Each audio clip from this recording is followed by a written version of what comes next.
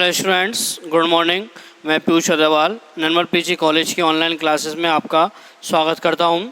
हम BSc second year में paper first gymnosperm पढ़ रहे थे और पिछली वीडियो में हमने जियोलॉजिकल टाइम स्केल के बारे में पढ़ा था, जिसमें हमने देखा कि किस प्रकार से वैज्ञानिकों के द्वारा पृथ्वी का जन्म या उत्पत्ति हुई है, तभी से लेकर और आज तक वर्तमान समय तक या वर्तमान समय से कुछ समय पहले ही जितना समय होता है उसको किस प्रकार से वैज्ञानिकों के द्वारा विभाजित किया गया है। तो उसमें हमने देखा कि 5 प्रकार के महाकल्प हमने देखे थे, जिनमें कि अपना मीसोजोइक काल, पैलियोजोइक काल, प्रोटोरोजोइक काल और अपना सीनोजोइक और आर्कियोजोइक महाकल्प आता था, जिनमें हम आर्कियोजोइक और प्रोटोरोजोइक महाकल्प को प्री कैम्बियम काल के रूप में हम कहते थे।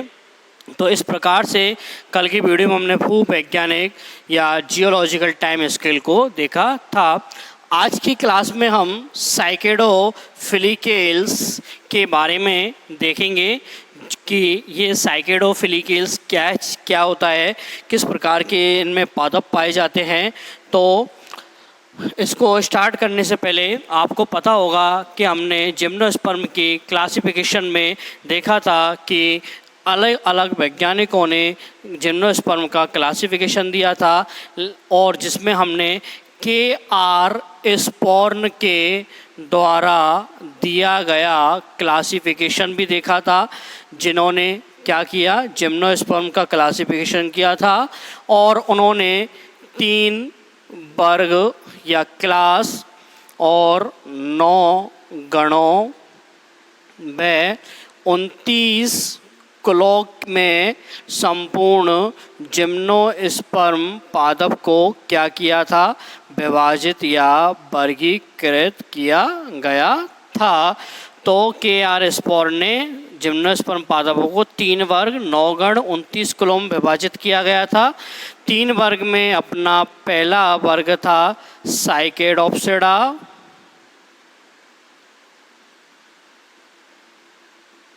दूसरा था अपना कॉनिफेरोप्सिडा, कॉनिफेरोप्सिडा और तीसरा था अपना निटोप्सिडा। कौन सा था? निटोप्सिडा। तो इस प्रकार से के.आर. स्पोर्न के द्वारा 3 वर्ग साइकेडोप्सिडा, कॉनिफेरोप्सिडा और निटोप्सिडा के बारे में बताया गया था।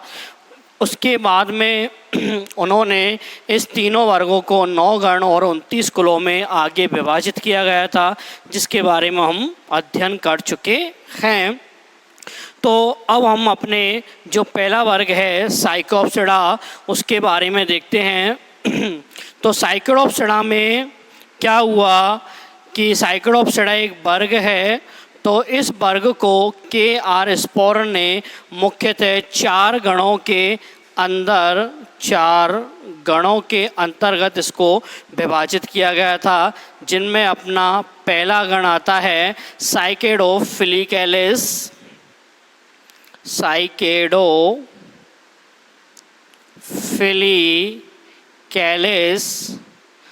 जिसका दूसरा नाम होता है अपना टेरिडोस्पर्मेलिस। क्या होता है? टेरिडोस्पर्मेलिस।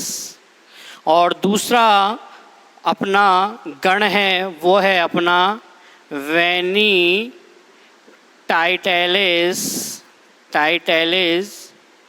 तीसरा जो गण आता है अपना वो होता है अपना पेंटोजाइलेस एंड चौथा गण होता है अपना साइकेडेलिस। ठीक इस प्रकार से के.आर. स्पोर्न ने पहला जो वर्ग था साइकोडोप्सिडा, उसको 4 गणों में विभाजित किया गया, जिनमें अपना साइकेडोफिलिकैलिस, जिसको हम आजकल टेरिडोस्पर्मेलिस के नाम से भी जानते हैं। दूसरा गण अपना वेनिटाइटेलिस था, तीसरा था पेंटोजाइलिस एंड फोर्थ था अपना साइकेडेलिस। तो इस प्रकार से जो उन्होंने के.आर. स्पोर्न ने वर्गीकरण किया, तो इसमें हमारा जो पहला गण आता है साइकेडोफिलिकैलिस, उसी का हम अध्ययन आज की क्लास में करेंगे। तो ये पूरा क्लासिफिकेशन मैंने आपको इसलिए बताया क्योंकि ये साइकेडोफिलिकैलिस एक गण होता है। क्या है ये? अपना एक गण है। और साइकेडोफिलिकैलिस को आजकल क्या कहा जाता है? टेरिडोस्पर्मेलिस। तो इसका दूसरा नाम अपना क्या हो गया? टेरिडोस्पर्मेलिस। ठीक है, तो अब हम देखते हैं साइकेडोफिलिकैलिस में, जो कि एक अपना गण है, ऑर्डर है। तो साइकेडोफिलिकैलिस के जो पादप थे वो क्या है? संपूर्ण पादप विलुप्त पाए जाते हैं। क्या होते हैं? वे विलुप्त पाए जाते हैं, विलुप्त अवस्था में है, मतलब इनका कोई जीवित पादप पृथ्वी पर नहीं है, विलुप्त हो गए। ये पूरी तरीके से पूर्ण रूपेण विलुप्त अवस्था में ये पाए गए हैं। साइकेडोफिलिकैलिस के पादपों को हम सामान्यतः सीड फर्न के नाम से भी इनको जानते हैं। किसके नाम से जानते हैं हमको? सीड फर्न या बीज फर्न के नाम से जानते हैं, क्योंकि इनके फन में या पत्तियों में क्या पाया जाता है? बीज पाया जाता है। अब साइकेडोफिलिकैलिस, इसको नाम क्यों दिया गया? क्योंकि इस गण के जितने भी समस्त पादप थे वह साइकस के समान दिखाई देते थे। किसके समान? साइकस के समान दिखाई देते हैं। और इन पादपों में पत्तियां थीं, वो कैसी थीं? बड़ी थीं, पत्तियां बड़ी व फर्न के समान दिखाई देती थीं, और उनमें पंखनुमा संरचना भी उपस्थित थी। तो इस प्रकार से इनको साइकेडोफिलिकैलिस भी कहा जाता है। तथा टेरिडोस्पर्मेलिस इसको इसलिए कहा जाता है क्योंकि इनके पादप टेरिडोफाइटा के समान दिखाई देते थे, और इनकी पत्तियां बीज को धारण करने वाली थी। कैसी थी? पत्तियों पर बीज धारण। तो इस प्रकार से इनको टेरिडोस्पर्मेलिस भी कहा जाता है। टेरिडोस्पर्मेलिस इसका नया नाम है, आजकल इसको टेरिडोस्पर्मेलिस ज़्यादा कहा जाता है। साइकेडोफिलिकैलिस इसका पुराना या प्राचीनतम नाम होता है। इन आजकल दोनों के नाम से ही हम इसको जानते हैं, लेकिन ज़्यादातर टेरिडोस्पर्मेलिस काम में लिया जाता है। उसके बाद में हम देखते हैं कि साइकेडोफिलिकैलिस जो पादप थे उनमें जो बीज थे वो पत्तियों पर उपस्थित थे। किस पर थे? पत्तियों पर उपस्थित। और हमने जब जिम्नोस्पर्म का क्लासिफिकेशन पढ़ा था तो उसमें बीरबल साहनी के द्वारा दिया गया क्लासिफिकेशन भी देखा था। बीरबल साहनी अपने पुरातन या पैलियोबॉटनी के जनक माने जाते हैं। उन्होंने जिम्नोस्पर्म पादपों को फिल्लोस्पर्मी और स्टैकियोस्पर्मी में विभाजित किया गया था। तो बीज पत्तियों पर उपस्थित है, तो बीरबल साहनी के द्वारा ये किस में आते हैं? अपने फिल्लोस्पर्मी में यह आते हैं। ठीक है। उसके बाद में जो अपने साइकेडोफिलिकैलिस जो पादप थे उनका उद्भव या ओरिजिन कब हुआ था? पैलियोज़ोइक महाकल्प में।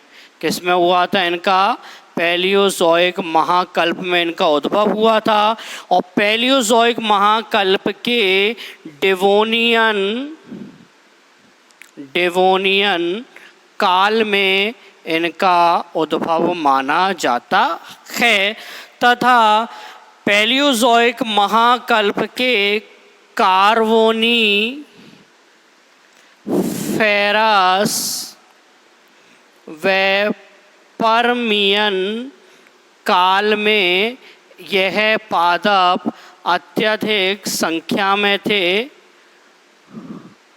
तो इस प्रकार से इन पादपों की संपूर्ण पृथ्वी पर यह संख्या कार्बोनीफेरस व पर्मियन काल में मानी जाती है। जो अपना डेवोनियन काल होता है वो आज से 40 करोड़ 50 लाख वर्ष पूर्व का माना जाता है तथा जो ये साइकेडोफिलिक एलिस के जो पादप थे वो कार्बोनीफेरस में पर्मियन काल में अत्यधिक अंकुरण क्षमता रखते थे। संपूर्ण पृथ्वी पर या अत्यधिक मात्रा में इन्हीं के ही पादप उपस्थित थे।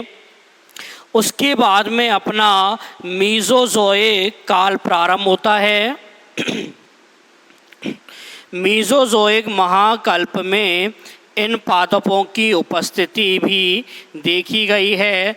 तो मीज़ोज़ोइक महाकल्प के ट्राइसिक कल्प में यह पादप अपने उपस्थित थे। उसके बाद में इन पादपों में क्या हुआ? धीरे धीरे यह अपने विलुप्त अवस्था में पाए गए थे। तो जब मीज़ोज़ोइक महाकल्प ट्राइसिक कल्प के बाद में जब इनको देखा गया तो यह पादप अपने धीरे धीरे कैसे होते गए? विलुप्त होते गए और वो हमें आज जीवाश्म के रूप में प्राप्त होते हैं। तो इस प्रकार से टेरिडोस्पर्मेलिस पादपों के बारे में हमने देखा था। अब उसके बाद में हम देखते हैं जो इसका प्राचीनतम नाम साइकेडोफिलिक एलिस है उसको टेरिडोस्पर्मेलिस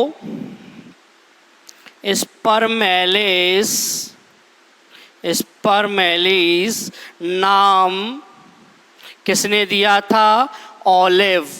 किसने दिया था नाम? ऑलिव ने। ऑलिव व स्टॉक दो वैज्ञानिक थे, उन्होंने इनको नाम दिया गया था। और टेरिडोस्पर्मेलिस के जो पादप थे उनको हम सामान्यतः सीड फर्न के रूप में जानते थे। यह इनका यूनिक फीचर्स है सीड फर्न। कभी कभी एग्ज़ाम में पूछा जाता है कि सीड फर्न पादप कौन से होते हैं। तो साइकेडोफिलिक एलिस गण के जो पादप हैं वो अपने सीड फर्न पादप होते हैं। उसके बाद में हम नेक्स्ट देखते हैं कि साइकेडोफिलिक एलिस पादप के क्या क्या मुख्य लक्षण होते हैं, क्या क्या उनमें संरचनाएं हमें देखने को मिलती हैं। तो इनके पादपों के मुख्य लक्षण, तो मुख्य लक्षणों में हम बात करें तो इन पादपों का जो पादप शरीर होता है वो कैसा होता है? पादप शरीर वृक्षनुमा होता है। और कई पादप कैसे होते हैं? सर्पिल गति, सांप की तरह गति करते हैं। सर्पिल गति मतलब ज़मीन में यह रेंग कर आगे बढ़ते हैं। और इनकी जो पत्तियां होती हैं वो सामान्यतः रूप में कैसी होती हैं? बड़ी दिखाई देती हैं। और इन पादपों का तना कैसा होता है? अपना दुर्बल प्रकृति का तना इसमें पाया जाता है। कमज़ोर तना होता है इसमें और तना बहुत ही अपना छोटा होता है और वह कमज़ोर होता है, व्यास में अत्यधिक वृद्धि नहीं करता है, व्यास में कम वृद्धि पाई जाती है। तो इस प्रकार से अपने साइकेडोफिलिकेस पादप में तना कमज़ोर व व्यास में कम वृद्धि होती है। और इन पादपों में जो रंभ या स्टील होता है वो उपस्थित होता है। तो रंभ की उपस्थिति इनमें पाई जाती है और रंभ या स्टील जो होती है वो ठोस प्रकार की, जिसको हम नाम देते हैं प्रोटो स्टील या फिर नली स्टील या नली रंभ, जिसको हम साइफनो स्टील भी बोलते हैं। और लास्ट में एक प्रकार की बहुरंभी भी इसमें कंडीशन या अवस्था पाई जाती है। बहुरंभीय अवस्था भी हमें देखने को मिलती है। तो इस प्रकार से रंभ की भी उपस्थिति है, ठोस प्रकार है, नली रंभ भी पाया जाता है और बहुरंभी अवस्था भी पाई जाती है। इन पादपों में जाइलम होता है, वह कैसा होता है? प्रोटोजाइलम के रूप में। कैसा होता है? अपना प्रोटोजाइलम के रूप में होता है और उसमें अपनी मध्य आदि दारू अवस्था, क्या मध्य आदि दारू अवस्था, मेजार्च कंडीशन देखने को हमें मिलती है। अब इन पादपों की हम पत्तियों की बात करें तो पत्तियां सामान्यतः कैसी होंगी? बड़ी होंगी, फर्न के समान दिखाई देती हैं और इनमें पिच्छाकार पर्ण भी पाई जाती हैं, जो कि अपनी साइकस में भी पाई जाती हैं। पिच्छाकार पर्ण के साथ साथ में नुकीली या सुईनुमा पर्ण भी पाई जाती हैं। सुईनुमा पर्ण की उपस्थिति। तो ये अपना पत्तियों के लक्षण हो गए। उसके बाद में हम देखते हैं इन पादपों में जो लकड़ी या बुड़ होती है उसमें प्राथमिक काष्ठ या लकड़ी मजबूत होती है, हार्डनेस लिए हुई होती है, लेकिन जो अपनी द्वितीयक जाइलम है या द्वितीयक काष्ठ है वो कैसी होती है? कमज़ोर होती है और वह अपनी पिक्नोजाइलिक प्रकार की होती है। कैसी होती है? पिक्नोजाइलिक प्रकार की काष्ठ इनमें पाई जाती है, जिनमें क्या होता है? केवल जाइलम के बेसल्स भाग ही इसमें उपस्थित होते हैं। कौन से होते हैं? अपने जाइलम बेसल्स। तो इनमें यह काष्ठ की उपस्थिति हो गई। और इन पादपों को हम आगे देखें तो इन पादपों में जो बीज का निर्माण है वो किसी शंकु या स्ट्रोवेलेस या इसको कहें अपन पुष्पक्रम पर उपस्थित नहीं होकर यह बीज कहाँ पाए जाते हैं? पर्ण पर उपस्थित होते हैं और इन पर्णों को हम बोलते हैं गुरु बीजाणु पर्ण। जिन पर्णों पर ये बीज उपस्थित होते हैं उनको हम क्या नाम देते हैं? गुरु बीजाणु पर्ण। तो इस प्रकार से इनका यह बीज भी अपन गुरु बीजाणु पर्ण पर मिलता है। इन पादपों में हम देखें तो छोटी छोटी सूक्ष्म बीजाणु धानियाँ भी हमें पाई जाती हैं। क्या होती हैं? हमें सूक्ष्म बीजाणु धानी भी पाई जाती हैं।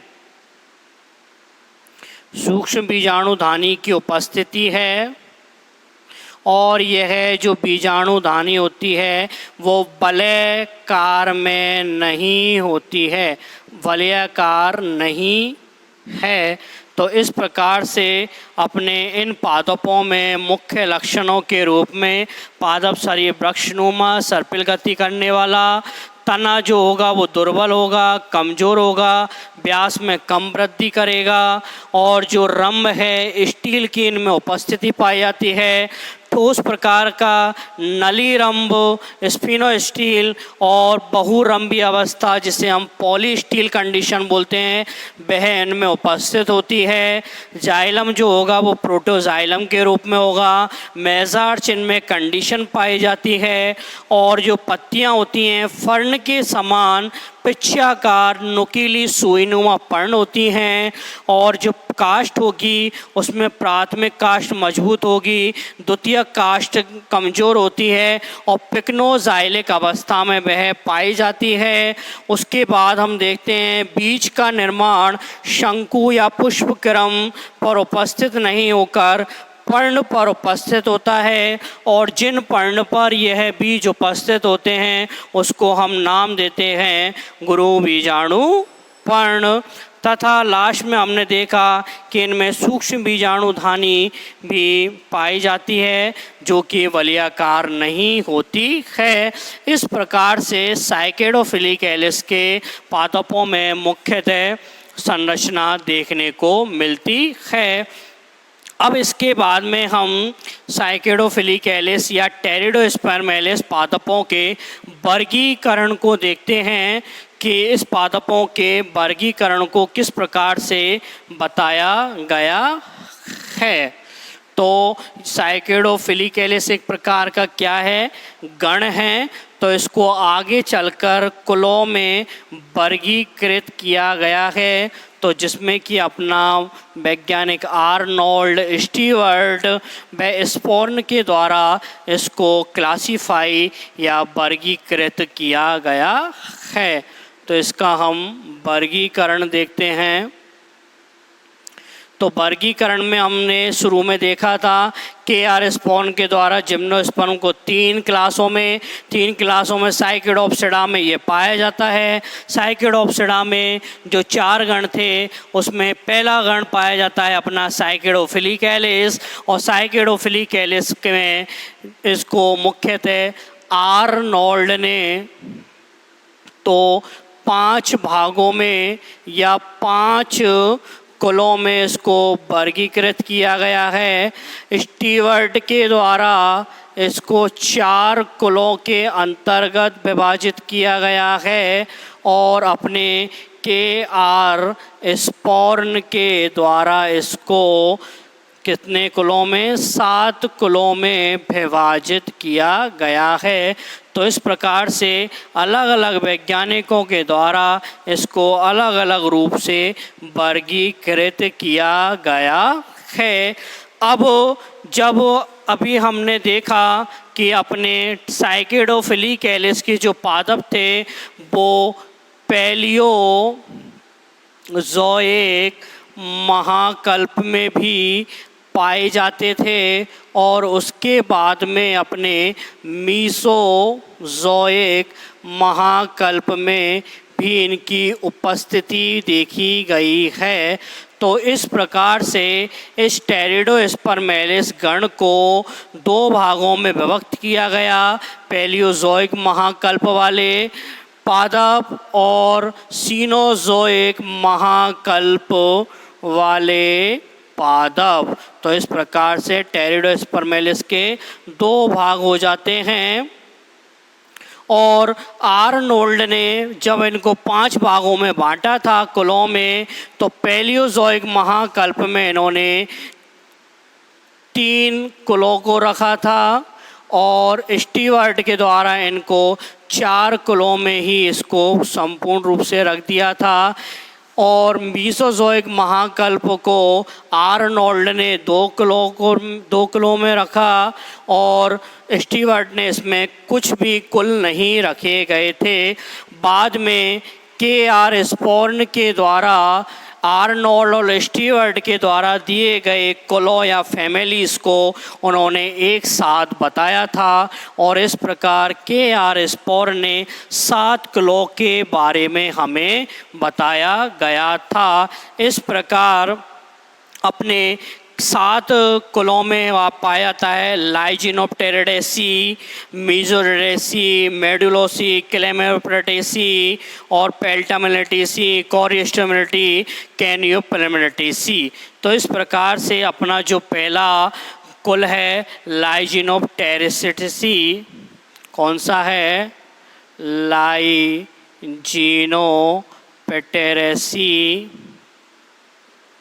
दूसरा आता है अपना मेड्यूलेसी। तीसरा आता है अपना, अलग अलग प्रकार से इनके कुल आते हैं, उनमें ग्लेप्रेटेसी आता है अपना, ग्लेप्रेटेरेसी।